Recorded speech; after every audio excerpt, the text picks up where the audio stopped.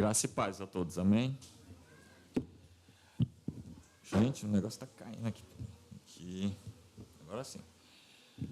Abra sua Bíblia comigo no Evangelho de Mateus. Mateus capítulo 26.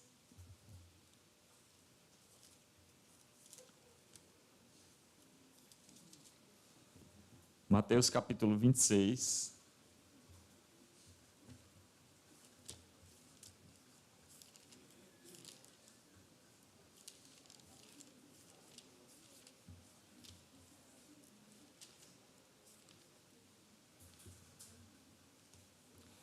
Peço que você deixe aberto e vamos orar, né?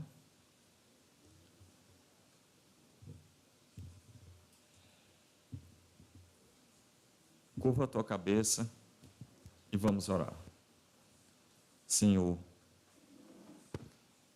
mais uma vez colocamos nossas orações diante de Ti. Mais uma vez colocamos o nosso coração diante de Ti. Fere ele, Senhor.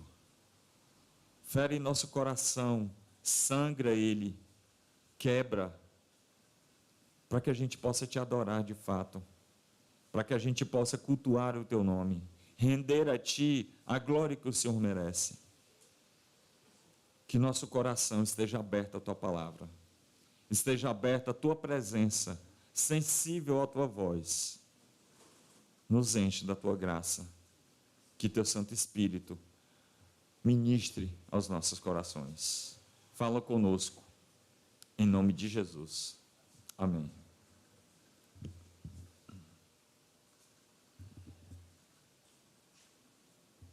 Eu queria falar com os irmãos hoje sobre a morte de Jesus, né? Eu não sei se já... O nosso texto vai estar baseado nesse livro aqui, ó, que é do John MacArthur, né? Que é A Morte de Jesus.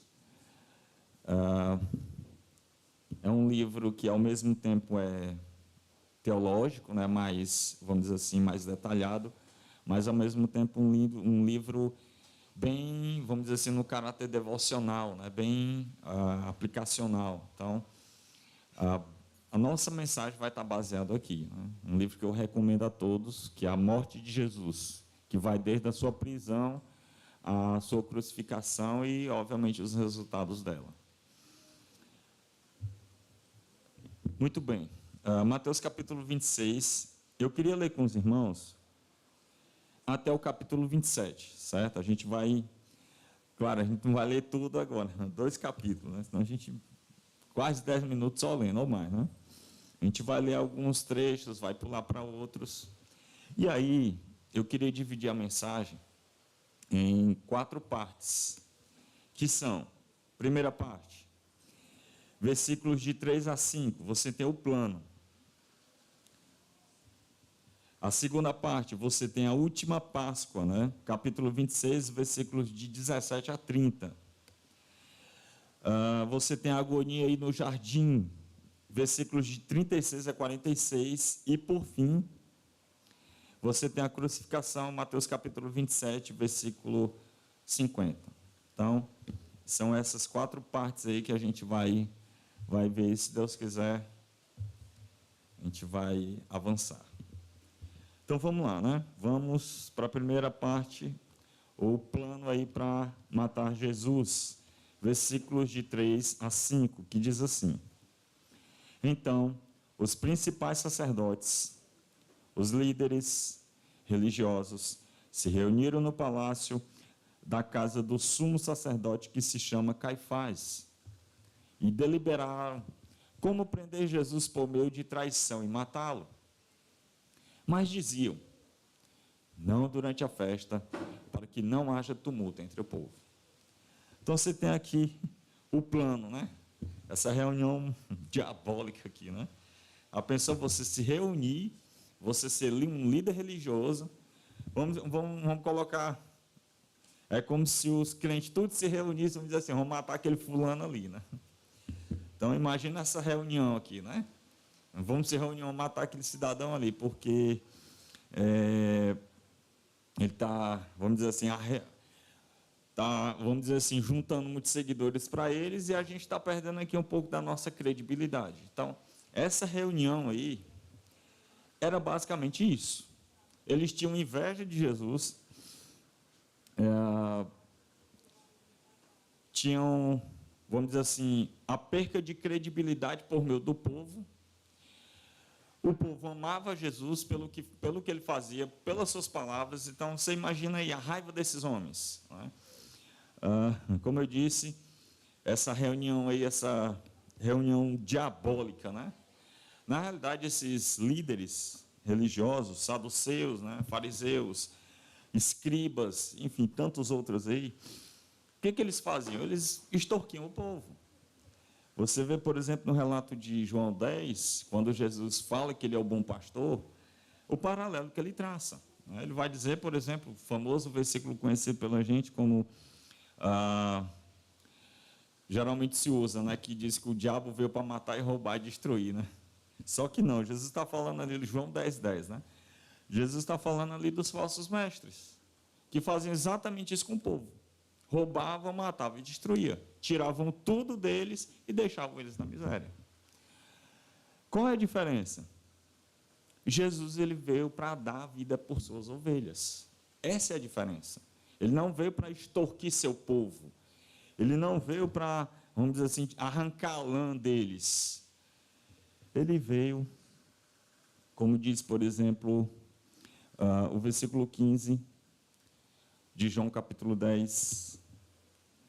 Ele veio para dar vida por suas ovelhas. Ele veio para morrer por elas, derramar seu sangue em favor delas. Essa é a diferença. Com isso, o povo tinha raiva dele. O povo não, os líderes da época. Então, você imagina você lucrando aqui, em cima do povo, né? E aí chega alguém e diz que não, isso aqui está errado. Isso aqui não é dessa forma. O reino de Deus não é dessa forma. O reino de Deus é desse jeito aqui. Então, imagina aí. Imagina a mente desses homens. Se reúnem. Essa aqui, que a gente acabou de ler aí, é a reunião final, né? Eles, vamos dizer assim, é a reunião derradeira, né? Eles já haviam com uma tentativa aí de, vamos dizer assim, se reunirem contra Jesus. Você vê isso, por exemplo, Mateus capítulo 12, versículo 14, João capítulo 5, versículo 18. Essa reunião, os caras se uniram até com os herodianos, porque tinham raiva de Jesus. Tentaram fazer um plano para poder matar ele, acabar com essa fama deles, né? Com essa fama dele. Então, eles se reúnem, está aí versículo 3, se reúnem aí na casa de Caifás. Né?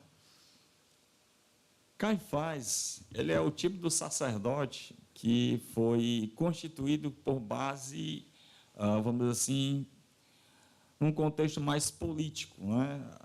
Era comum em Israel você ter o sacerdócio com base na tradição levítica. Né? Todo sacerdote e sumo sacerdote vinha da linhagem de Levi. Esse Caifás aqui não. Ele foi posto lá pelo poderio romano da época. Ele vai se casar, por exemplo, aí com a filha do próprio Anás, que era sumo sacerdote, que foi anterior a ele. Você vê isso em João capítulo 18, versículo 13. Então, perceba, você tem toda uma quadrilha, né, aí, né, reunida. Né? Então, imagina só, Jesus falando para esse povo, olha, vocês estão roubando o povo. Eu acho que o relato mais claro disso, você vê em Mateus capítulo 23, né, quando ele descreve ali os ais lá, dos escribas, fariseus hipócritas. Eles tinham ódio de Jesus. Caifás, que era o sumo sacerdote da época, se você lembrar, por exemplo, das 12 expulsões aí, dos cambistas do templo, né? Você tem a primeira, você tem João capítulo 2, versículos de 14 a 16, e você tem Mateus capítulo 21, versículos de 12 a 13, quando Jesus faz aquele chicote e expulsa todo mundo lá do templo. Caifás provavelmente mantinha esses caras lá. Provavelmente ele tinha dinheiro, ou ele arrecadava dinheiro desses cambistas. Então, imagina só, isso era um negócio lucrativo para eles. Agora, imagina um Jesus, um cara que ninguém sabia nem quem era, um galileu, que ninguém dava nada por ele, dizia assim, olha, pegava um chicote, começava a expulsar todo mundo, quebrava tudo ali. Era o fim do negócio do homem, negócio próspero. Por isso que eles tinham ódio de Jesus. Fizeram de tudo para matá-lo. Por isso, dessa reunião maldita, né? Dessa reunião aí, diabólica entre eles. Eles querem, de todas as formas, calar a Jesus. E aqui me permita uma aplicação. É exatamente isso que acontece com o cristianismo verdadeiro.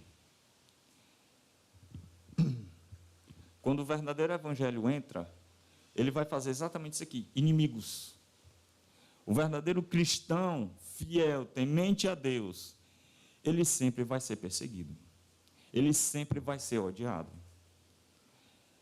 Se a gente lembrar bem na leitura, por exemplo, do Antigo Testamento, vou citar um exemplo mais clássico, mais conhecido por todos, o próprio Jeremias.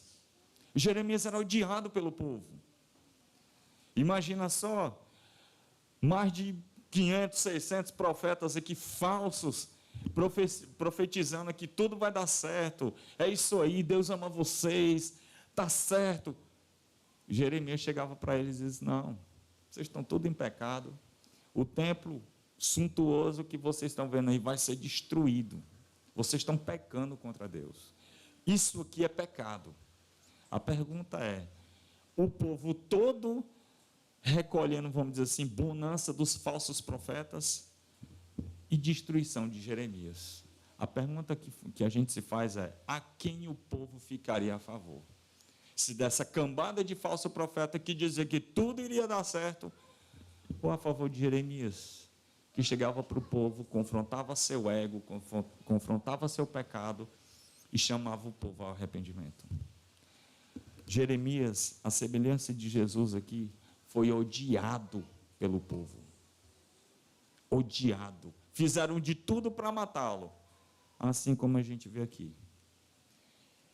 É assim que acontece com o cristianismo verdadeiro. Onde o verdadeiro evangelho entra, o que ele vai receber em troca é exatamente isso. É oposição, é ódio. Foi por isso que os cristãos foram tão perseguidos, foram mortos, foram massacrados, porque a palavra de Deus entrou. A palavra de Deus entrou no coração daquelas nações, ou no caso da nação romana da época. Causou inúmeras conversões, mas também muito derramamento de sangue dos verdadeiros cristãos. O verdadeiro evangelho, repito, ele fere. Por isso, a gente não pode esperar, quando você, por exemplo, prega o evangelho verdadeiro para alguém, ou quando você vive como um cristão verdadeiro diante da sociedade, não espere o louvor dos homens. Não espere abraço, não espere cordialidade, espere opressão, espere oposição. Porque é isso que a gente vai ter. Por quê? Porque é isso que o mundo não aceita. O mundo não aceita a verdade. O mundo não aceita Jesus Cristo. O mundo o odiou, assim como odeia os verdadeiros cristãos. Cristianismo não é conto de fadas, é a realidade. Versículo 5. Continuando aí nessa reunião aí, né? Maléfica aí desses homens aí. Olha o que diz aí o versículo 5. Mas diziam, não durante a festa, para que não haja tumulto entre o povo. Eles queriam prender Jesus e matá-lo, não durante a festa, né? Ou, melhor, eles não queriam tornar isso público. Eu quero que você preste atenção que eles não estão preocupados com o ato que eles estão fazendo. Eles vão matar alguém, eles querem matar alguém. Eles não estão preocupados com o ato dele de matar.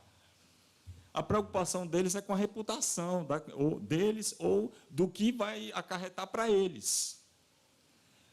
A preocupação deles não é com o ato em si, que é um ato maldoso, matar alguém. Um ato que é, por exemplo, contra a própria lei de Deus. Deus havia dito, não assassine, não mate. Eles não estão preocupados com um ato que é maldoso, que é matar alguém, que é tirar a vida de alguém. Eles estão preocupados consigo mesmo, com toda a sua, vamos dizer assim, a sua pompa, na sua grandeza de liderança da época. Eles não estão nem aí se o que eles estão fazendo está certo ou não. Eles inventam coisas, compram falsas testemunhas. Repito, eles não estão ligando, por exemplo, para a festa, né? Que aqui é a festa da Páscoa. Eles não estão ligando para a santidade que há nisso aqui. Eles estão preocupados unicamente em si mesmo. Não estão preocupados se vão glorificar a Deus ou não. Não importa. O importante são eles mesmos. Por isso esse plano aí, maléfico, contra a vida de Jesus. E aqui a gente entra na segunda parte. Então, grave isso. Você tem essa reunião aqui maldita, né? Essa reunião aqui demoníaca para poder matá-lo. E aqui a gente entra já na segunda parte. Depois disso, dessa conspiração, né? Jesus vai para Betânia, ele vai ser ungido aí pela mulher que derrama bálsamo sobre ele. Você tem a traição de Judas, né? E aí a gente vai para a última Páscoa. Versículo 17 do capítulo 26 até o versículo 30. Que diz assim: no primeiro dia da festa dos pães sem fermento, os discípulos foram a Jesus e lhe perguntaram: onde queres que façamos os preparativos para comer a refeição da Páscoa? E ele respondeu: ide à cidade, e a certo homem, e dizei: o mestre diz, o meu tempo está próximo.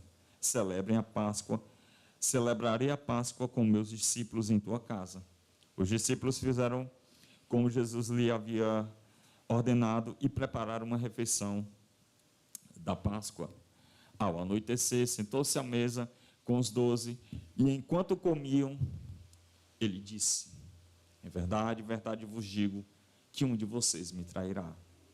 Profundamente tristes, cada um deles começou a dizer: sei que não sou eu, Senhor. E ele respondeu: quem me trairá, come comigo da tigela. Na verdade, o Filho do Homem vai, conforme está escrito a seu respeito, mas ai daquele por quem o Filho do Homem é traído. Para essa pessoa, melhor teria sido não ter nascido. Também Judas, o que estava traindo, disse: sei que não sou eu, Rabi. Respondeu Jesus: sim, tu és. Deixa eu fazer uma pequena observação, um parênteses aqui, né? Judas aqui, essa expressão de Judas, a resposta de Judas é o seguinte, eu vou ler de novo aqui, ó. Versículo 25. Também Judas, o que o estava traindo, disse: sei que não sou eu, Rabi. Eu quero que você preste atenção, essa expressão aqui é uma espécie de zombaria. É como se Judas olhasse para Jesus brincando: sim, eu sei que não sou eu. Ele sabia que era ele. Então preste atenção nessa zombaria de Judas. Judas, por exemplo, quando vai trair Jesus lá no jardim, ele chega e o beija, ele beija no rosto. A ideia de alguém beijar no rosto é uma ideia mais íntima, de amigo, de um relacionamento mais profundo e de confiança. Então preste atenção na zombaria de Judas aqui. Veja como isso é mal da parte dele. Satanás agindo aqui na vida dele, né? Óbvio, Judas era um ímpio, né? Judas não era convertido, né? Ele tinha todo esse plano aí para trair Jesus em semelhança como a gente viu com aqueles homens, né? Com aqueles líderes religiosos. Deixa eu parar aqui, porque senão fica muito grande. Vamos lá, vamos para o versículo 17, voltar um pouquinho. Essa festa aí dos pães asmos, né, ou Páscoa, ela era celebrada todo ano, aos 14, né, do mês, isso já no finalzinho da tarde, mais ou menos assim, 5h30, 6 horas. Se você vê em Levítico capítulo 23, versículo 5, essa era uma comemoração da saída do Egito. Era comemorada no primeiro mês. Então, você tinha aí a famosa festa aí da Páscoa, você tinha aí também, em seguida, você tinha a festa dos pães asmos. Isso também você vê em Levítico capítulo 23, versículo 6, durava mais ou menos uma semana, culminando no 8º dia, que era um sábado. E nessa festa, nessa celebração aqui em Israel, o autor aqui, o John MacArthur, ele vai dizer que pelo menos um quarto de milhão de cordeiros eram mortos. Então, imagina aí o sangue, né? O banho de sangue que era aquilo dali, né? Imagina como a cidade não ficava, né? Muitos cordeiros mortos, né? Para isso, eram centenas e mais centenas de sacerdotes. Então, repito, você imagina a reunião dos caras aí para matarem Jesus, né? Então, não era pouca, não era muita gente aí. Devido a essa festa da Páscoa, muitos e muitos cordeiros eram mortos. Era, vamos dizer assim, um banho de sangue, né? Literalmente, né? Então, para você ter mais ou menos uma noção da gravidade do pecado, né? Tanto de sangue que não era derramado, o tanto de pessoas que não iam ao templo para poder achar graça diante de Deus, trazer essa oferta de expiação por seu pecado. Versículo 20.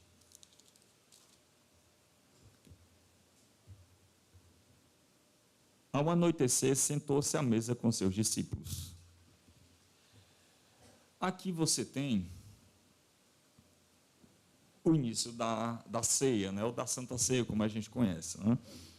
Jesus vai tomar o cálice, vai partir o pão, vai distribuir para os seus discípulos. Existia uma espécie de sequência, né, para a Páscoa, né, para essa, vamos dizer assim, para esse banquete no qual Jesus chama seus discípulos. Você tinha aí a passagem de pelo menos 4 cálices, que seriam eles. Você tinha, deixa eu colocar aqui, o cerimonial. Você vê isso em João capítulo 13, versículos de 14 a 5, no qual Jesus ele tira aquela toalha, lembra que ele vai lavar os pés dos discípulos. Então você tinha ali o primeiro cálice, era mais no sentido cerimonial, de purificação. Você tinha o segundo cálice, no qual, vamos dizer assim, o anfitrião comia, né, comia o bode, comia o cordeiro, né, distribuiu o cálice entre si, e esse anfitrião, ele explicava o significado da Páscoa para os demais. Você vê isso em Êxodo capítulo 12, versículos de 26 a 27. Você também tinha aí o terceiro cálice. Aliás, nesse segundo cálice, você tinha também o cântico de louvores, né? No caso, os salmos. Você tinha os salmos de 113 a 118 que eram cantados depois da passagem desse segundo cálice. O terceiro cálice, o famoso cálice da bênção, né, que você encontra lá em 1 Coríntios, capítulo 10, versículo 16. E o derradeiro, que é o cálice da comunhão, que é exatamente o que a gente lê aqui, quando, por exemplo, versículo 27, Jesus diz: tomando o cálice, deu graças ao Pai e disse: bebei dele todos. Então você tem aqui o cálice da comunhão, né? E essa comunhão, a ideia seria dessa lembrança do que Jesus iria fazer por eles. O cálice da comunhão é exatamente o que a gente toma quando a gente ceia. É essa lembrança enquanto a gente viver, enquanto Jesus não retornar. Nós ceamos exatamente lembrando do que ele havia feito, lembrando da sua morte expiatória pelos nossos pecados. E aí, no final disso tudo, quando terminava a ceia, eles cantavam o Salmo 118, para encerrar tudo. É tanto que, por exemplo, no versículo 30 aí de Mateus 26, ele diz, e depois de cantar um hino, saíram para o Monte das Oliveiras. Esse aqui é o último hino, no caso aqui, o Salmo 118. Então, havia todo esse, vamos dizer assim, um sistema, né? Havia toda uma preparação para tudo isso, né? Toda uma organização. Olha o versículo 28. Por isso, vamos ler o 27. E tomando um cálice, como eu disse, o cálice da comunhão, rendeu graças e deu a eles, dizendo, bebei dele todos, pois isto é o meu sangue, o sangue da aliança, ou no caso da nova aliança, derramado em favor de muitos para remissão ou para perdão dos pecados. Deixa eu fazer uma observaçãozinha aqui. O sangue de Jesus, ele, infelizmente hoje a gente ouve, né, isso, né? Parece que foi transformado numa espécie, né, para citar o que o irmão falou, numa espécie de amuleto, né? Então, tipo, sei lá, um demônio manifesta, né? O sangue de Jesus tem poder. Sei lá, alguém adoece e diz, não, o sangue de Jesus tem poder, né? A obra de Jesus, ela tem a extensão que ela expulsa demônios, ela cura enfermos, ela pode trazer uma vida boa para a gente, ela redime a criação. Ele é extenso, né? A obra da redenção, a expiação de Jesus, ela é extensa. Mas não foi para isso que Jesus morreu. Jesus não morreu para expulsar demônios, Jesus não morreu para curar nossas doenças, Jesus não morreu para nos dar uma vida boa. Repito, há uma extensão dessa expiação, ela alcança também isso, vida plena, como o próprio Jesus disse. Mas não foi para isso que ele morreu. Essa expiação que Jesus vai realizar, ela tem um paralelo de Levítico 23, com o dia da expiação, o famoso Yom Kippur. Você vê isso também em Números 29. Só que eu não vou pedir para você voltar para o Antigo Testamento, eu vou fazer melhor. Eu quero que você abra comigo em Hebreus. Hebreus capítulo 9. Hebreus capítulo 9, deixa marcado aí, vai comigo para Hebreus. Hebreus capítulo 9 fala exatamente desse dia, né, desse dia da expiação, ou Yom Kippur.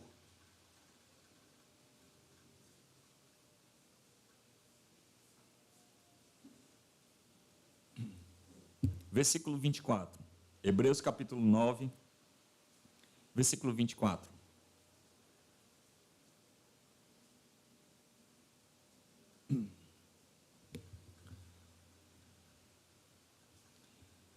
Diz assim, pois Cristo não entrou no santuário feito por mãos humanas, figura do verdadeiro, mas no próprio céu, para agora comparecer por nós perante a face de Deus. Ele também não se ofereceu muitas vezes como sumo sacerdote que entra no lugar santíssimo, uma vez em cada ano.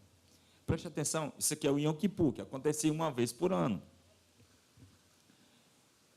Nesse caso, seria necessário que ele sofresse muitas vezes, desde a fundação do mundo, mas agora, na consumação dos séculos, ele se manifestou de uma vez por todas para aniquilar o pecado por meio do sacrifício de si mesmo. Qual é o propósito da morte? Aniquilar o pecado.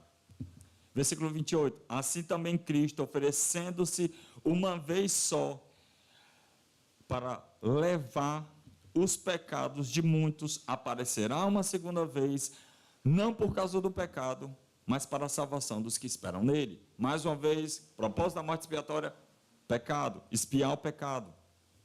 Capítulo 10. Capítulo 10, versículo 10. Ele vai fazer uma citação aqui dos Salmos. E diz assim: é nessa vontade que fomos santificados pela oferta do corpo de Jesus Cristo, feita de uma vez por todas. Todo sacerdote se apresenta dia após dia, servindo e oferecendo muitas vezes os mesmos sacrifícios que jamais conseguem apagar pecados. Mas este, tendo oferecido um único sacrifício pelos pecados, assentou-se para sempre à direita de Deus. Qual o propósito da morte expiatória de Jesus? Perdão dos nossos pecados. Repito, a obra de Jesus alcança a nossa vida como um todo, desde expulsão de demônios, desde cura de enfermos, desde uma vida abastada, financeiramente próspera. Ok, não tem problema nenhum. Porém, não foi para isso que ele morreu. Ele morreu para expiar nosso pecado. Ele morreu para isso. A gente não pode transformar a expiação de Jesus em algo, como eu disse e repito, como um amuleto. Ele morreu para perdoar ou para expiar nosso pecado diante de Deus, para que a ira de Deus não se aplacasse mais sobre a gente, ou não fosse derramada mais sobre nós. Foi para isso que Jesus morreu. Foi para isso que ele morreu, por nossos pecados. Agora volta lá para Mateus.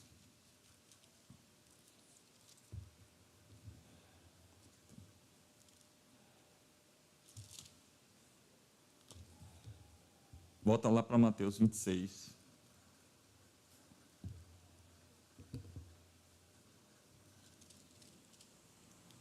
E vai lá para o versículo 36 agora.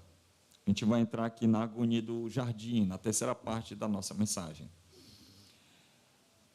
Qual é, mais uma vez, por que Jesus morreu? Para expiar nosso pecado. Esse é o intuito de sua morte. Vamos então para a agonia do jardim, essa terceira parte da nossa mensagem. Versículo 36. Então foi Jesus com seus discípulos a um lugar chamado Getsêmani e disse: sentai-vos aqui enquanto vou ali orar. Esse local era conhecido, né? Jesus sempre ia com seus discípulos para lá para orarem, né? Por exemplo, João capítulo 18, versículo 2, diz que era costume de Jesus, o próprio Judas sabia disso. Então, portanto, quando o Judas saiu para chamar, vamos dizer assim, o galerão lá, para prender, né, para matar Jesus, né, ele já sabia onde procurar. Jesus foi orar com seus discípulos. Judas sabia disso. Sabia muito bem.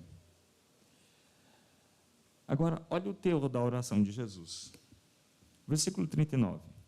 E adiantando-se um pouco, prostrou-se com o rosto em terra e orou: meu Pai, se possível, afasta de mim esse cálice. Todavia, não seja como eu quero, mas como tu queres. E ele volta de novo, versículo 40. Acha os homens dormindo de novo. Vai de novo orar. Versículo 42. Retirando-se mais uma vez, orou: meu Pai, se não for possível, se não for possível afastar esse cálice de mim, sem que eu beba, que seja feita a tua vontade. Se não for possível afastar de mim esse cálice, faça a sua vontade. Ele retorna uma terceira vez, versículo 44, ora com as mesmas palavras: meu Pai, se não for possível, afasta de mim esse cálice. Se não for possível, faça a sua vontade. São as mesmas palavras. Jesus não temia os açoites aqui. Jesus não temia as dores, a agonia do que ele ia viver na cruz. Jesus não temia que a agonia, a tortura, o sofrimento que ele passou na mão dos seus algozes ali. O temor de Jesus não era esse. Aliás, ele próprio ensinou aos seus discípulos. Não era para ele temer os homens, era para temer primeiro a Deus. O temor de Jesus aqui era o cálice da ira divina. É o que você vê, por exemplo, em Jeremias 25. O temor de Jesus era o cálice da ira. Era a ira de Deus que cairia sobre ele por causa dos nossos pecados. Jesus está ali carregando o nosso pecado. O temor de Jesus era porque ele tomou sobre si as nossas dores, as nossas enfermidades. E o castigo que nos traz a paz estava sobre ele. E pelas suas pisaduras, as suas feridas, as suas chagas, fomos sarados, fomos aceitos, perdoados por Deus e postos, introjetados, para citar aqui o apóstolo Paulo, diante da sua presença.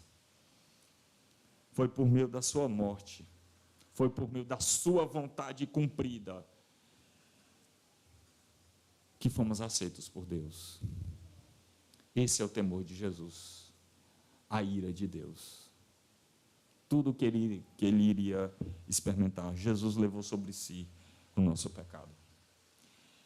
Outra coisa também que chama a atenção, versículo 39, versículo 42 e 44, é Jesus dizer: seja feita a sua vontade. Não faça a minha vontade, mas a sua. E como é difícil, a gente falar isso, A gente romantizou a vontade de Deus. A vontade de Deus, como diz, por exemplo, Isaías 53:10, era que ele, o servo sofredor, que era Jesus, que era o Messias, fosse moído. Essa era a vontade de Deus. A vontade de Deus, por exemplo, marca aí, vai para João comigo, João capítulo 6. Um dos textos aqui mais lindos, que tem aqui nesse evangelho, embora tenha muitos. Versículo 37 de João capítulo 6. Jesus está fazendo aqui, cumprindo tudo o que Deus havia ordenado. Olha só. Versículo 37, João capítulo 6, versículo 37. Todo aquele que o Pai me dá, virá a mim. E de modo algum rejeitarei quem vem a mim, pois desci do céu, não para fazer a minha vontade, mas a vontade daquele que me enviou. E a vontade daquele que me enviou é esta, que eu não perca nenhum de todos os que me deu, mas que eu ressuscite no último dia. Porque essa é a vontade do meu Pai, que todo aquele que ver o Filho e nele crer, tenha a vida eterna, e eu o ressuscite no último dia. Pai, faça a sua vontade. Se possível, passa de mim esse cálice. Contudo, faça a tua vontade. Faça-se a sua vontade. E como é difícil, a gente olhar, a gente dizer assim: Senhor, faz a tua vontade, Como é difícil. Como é difícil. Mas é exatamente essa confiança que a gente tem que ter. Assim como Jesus. Senhor, faça a sua vontade. E nunca a nossa. Mateus capítulo 27, versículo 50. A gente vai para a nossa conclusão.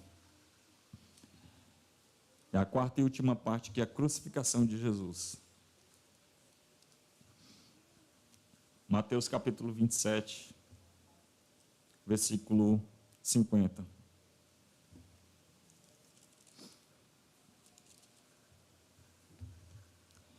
Depois de tudo aquilo, depois dos discípulos terem fugido, depois de ter sido preso, depois do povo dizer assim: olha, eu quero Barrabás, eu não quero Jesus. Depois de tudo isso,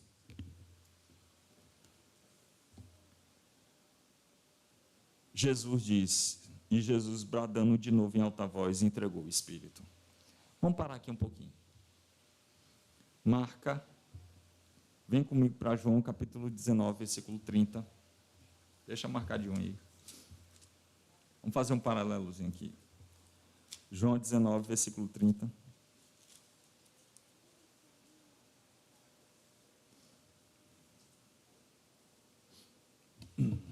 João 19, versículo 30.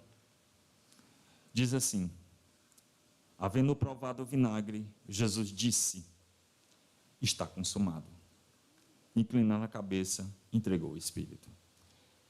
Marca também aí, deixa marcado Mateus, e vem comigo para Isaías 53. Eu queria que os irmãos vissem uma coisa. Gente, cadê Isaías? Ah, está aqui. Isaías 53, versículo 11. Diz assim, Isaías capítulo 53, versículo 11. Ele, o servo, Jesus, verá o fruto do trabalho da sua alma e ficará satisfeito. Com o seu conhecimento, o servo, o meu servo, justificará muitos e levará sobre si a maldade deles. Vamos parar um pouquinho aqui.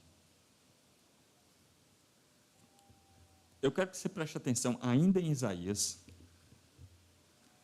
o que ele diz. Ele verá o fruto do trabalho da sua alma e ficará satisfeito. Essa palavrinha satisfeito aí, traz a mesma ideia de consumado, de bem-sucedido. Então, eu quero que você imagine, lendo esses 3 textos em que a gente leu, imagina Jesus aqui na cruz, né? Ele olha para o trabalho no qual ele realizou durante 3 anos ou 3 anos e meio, de tudo o que ele fez, e diz assim: olha, fui bem-sucedido. Minha missão foi um sucesso. João capítulo 19, versículo 30, está consumado. Mateus capítulo 27, versículo 50, ele entrega o Espírito. É exatamente isso que acontece na cruz. Jesus olha para a sua obra completa, consumada, e diz: fui bem sucedido. É exatamente nisso, meus irmãos, que está a nossa segurança. Jesus cumpriu toda a vontade do Pai. Ele foi perfeito no que fez.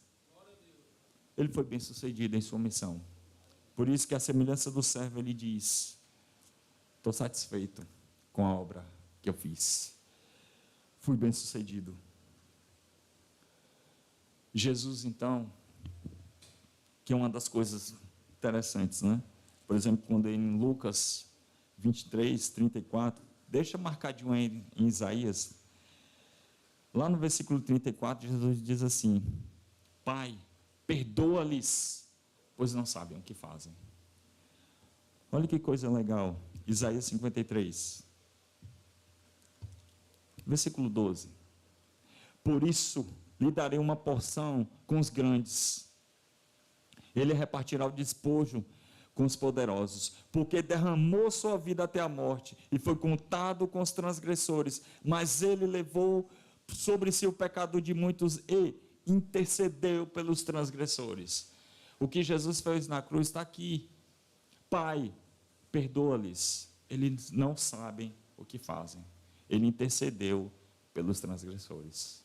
Essa oração alcançou naquele momento ali o centurião, alcançou pessoas que naquele momento ali se converteram a ele. E essa oração vai em toda a história da igreja até chegar a gente. Nós cremos nele porque ele orou por nós na cruz. Pai, perdoa-lhes, porque eles não sabem o que fazem. Nós também o matamos com os nossos pecados, com nossa ofensa a Deus. Em João capítulo 17, né, quando Jesus ora por seus discípulos, ele ora, não para que Deus os tire do mundo, mas que os proteja. Ora por aqueles que Deus os deu do mundo, e foi por eles que Jesus se santificou. E ora também por aqueles que viriam a crer no seu nome, por meio da pregação dele, por meio do evangelho. Nós fomos a Jesus, Jesus nos atraiu por meio da sua graça, por meio do seu amor. O servo, repito, foi bem sucedido. E aqui eu queria fazer duas aplicações para a gente. A primeira, a vontade de Deus sempre prospera. Se você prestar atenção na leitura do próprio Evangelho de Mateus, quando Jesus nasce, o que Barrabás, esse nome na cabeça faz tempo, Herodes tenta matá-lo.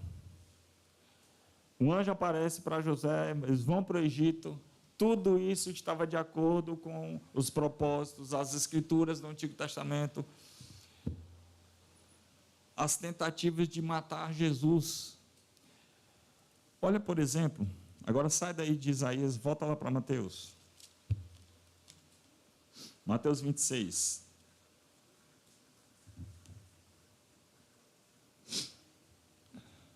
Mateus 26, versículo 56. Melhor, vamos ler o 55. Jesus disse à multidão naquela hora: saíram com espadas, pedaços de pau para me prender, como se eu fosse um bandido? Todos os dias eu estava sentado no templo ensinando e vocês não me prenderam. Versículo 56. Mas tudo isso aconteceu para que se cumpram as escrituras dos profetas.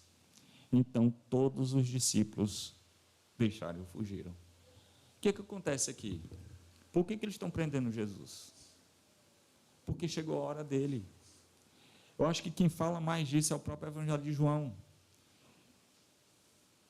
Eles tentavam de todas as formas matá-lo, prender, né? No Evangelho de Lucas, né? Quando ele vai pregar na sinagoga, os caras reúnem ali, tentam jogar ele do penhasco, ele sai lá do meio dele, não sabe como, e é dito, porque não havia chegado a hora dele. Todos os dias ele estava no templo ensinando, pregando, abertamente, mas eles não prenderam ele, porque não havia chegado a hora dele. Essa aqui é a hora. Por isso que eles o prenderam. Por isso que eles torturaram. Por isso que eles o açoitaram. Por isso que eles levaram ele à cruz. Por isso que ele morreu. Porque chegou sua hora. A hora de cumprir o que Deus havia planejado. Repito, a vontade de Deus sempre prospera.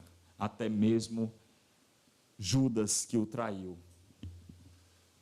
Tudo aquilo dali tinha um propósito. Embora a maldade de Judas, a maldade daqueles homens, mas tudo ali tinha um motivo. A expiação do Filho de Deus, o nosso Salvador. Deus cumprindo toda a sua vontade. Em segundo lugar, e óbvio, né? O inexplicável amor de Deus, né? O amor de Deus não se explica.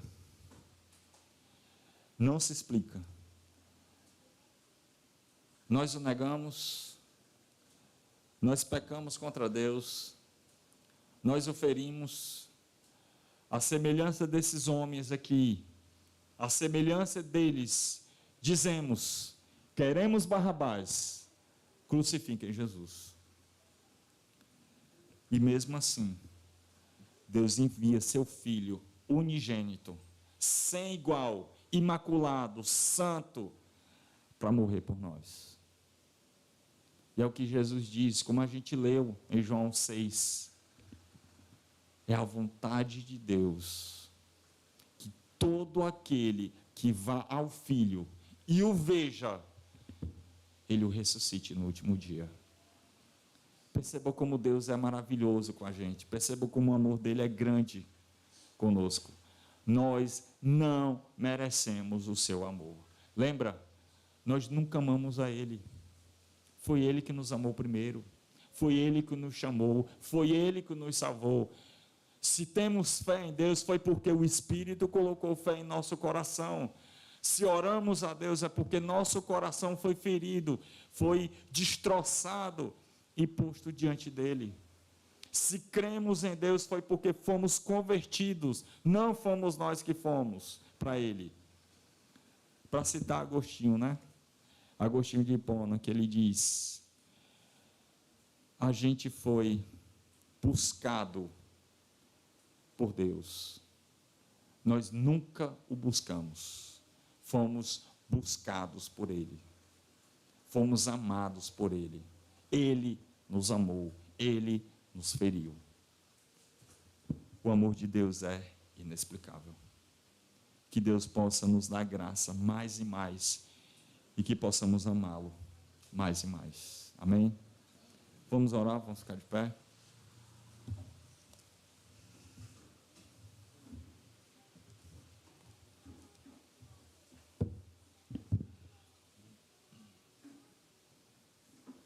Curva a tua cabeça.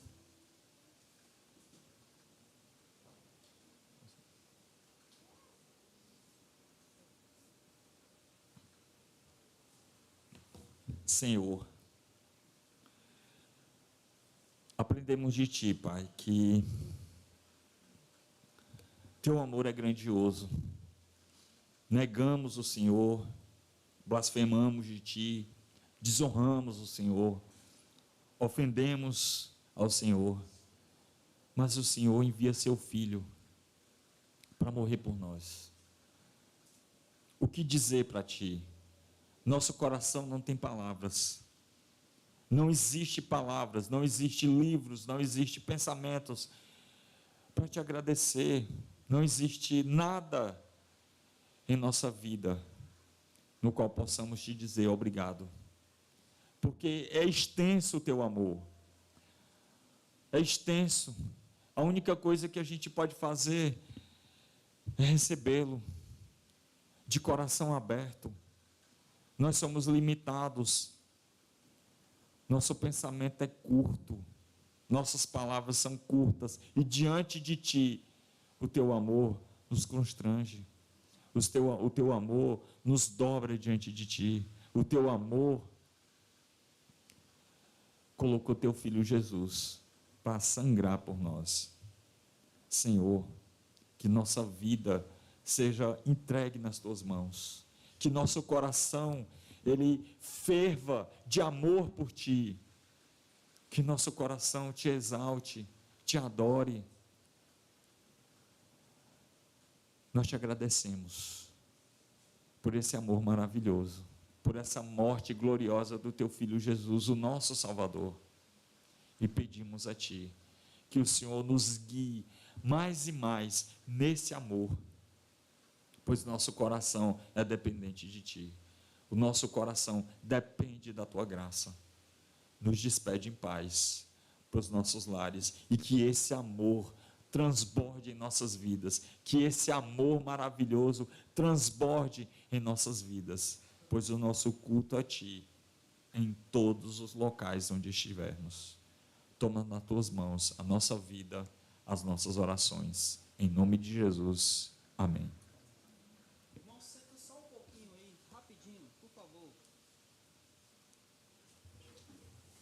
O Eliel, nosso irmão lá da Igreja de Cristo no Centro, ele vai estar dando um aviso, é rapidinho, tá? Daqui a pouco a gente vai para casa, pode vir, Daniel. E aí, depois que o Eliel der o aviso, eu quero pedir só que os irmãos fiquem de pé depois do aviso e virem para lá, certo? Que o Odailson, aquele rapaz ali bonito, ó, tá ali, ó, ele vai estar batendo uma foto da congregação para colocar lá no culto da família, tá bom? Então, Eliel, pode dar o aviso. Boa noite, que a graça e a paz do Senhor Jesus Cristo seja com todos. É uma alegria estar com vocês aqui, participando desse culto ao Senhor, maravilhoso. Nós viemos aqui, eu, Eliel, da Igreja de Cristo de Fortaleza, somos dos diáconos, junto com o filho também, que é diácono, e o pastor Odailson. Nós estamos aqui para entregar um convite a vocês. Eu acredito que vocês já foram convidados, passaram até algo, mas nós pessoalmente viemos aqui como membro do corpo de Cristo, convidar vocês que são membros também do corpo de Cristo, a estar junto conosco no culto da família. Aqui tem uma família no Zé Walter, tem uma família em Tarema, vem família de todo canto. E juntos nós vamos cultuar o Senhor no dia 25, que é o próximo domingo. Mas no meio da semana, no dia 22, 23, 24, nós vamos ter um intensivo. No dia 22 e o dia 23 serão de 19 às 21 horas. O Ricardo Sobral vai dar dando um intensivo sobre presbitério. Então, aqueles que quiserem participar, saibam que homens e mulheres estão convidados, ok? De 19 às 21 horas, vai ter um intervalozinho para tomar um cafezinho. E no sábado vai ser de 9 às 16 horas. Então, quem quiser participar, nós vamos ter o almoço, vamos ter comunhão lá. Então, está todo mundo convidado, ok? Deu para entender? Então, irmão, vamos fazer um esforço para nós estarmos todos juntos lá. Amém? E agora nós vamos bater um retrato. Pode se virar, hein?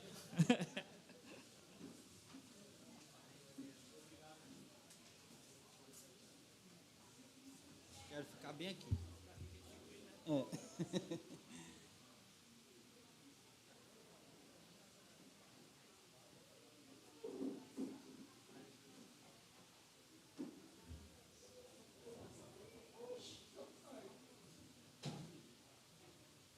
Bota a cadeira, filho, aí. É, filho, fica em pé. Bota a cadeira.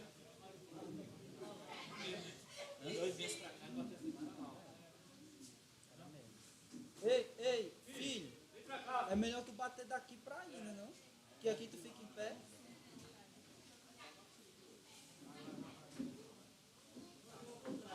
É só agora, irmãos, virem pra cá.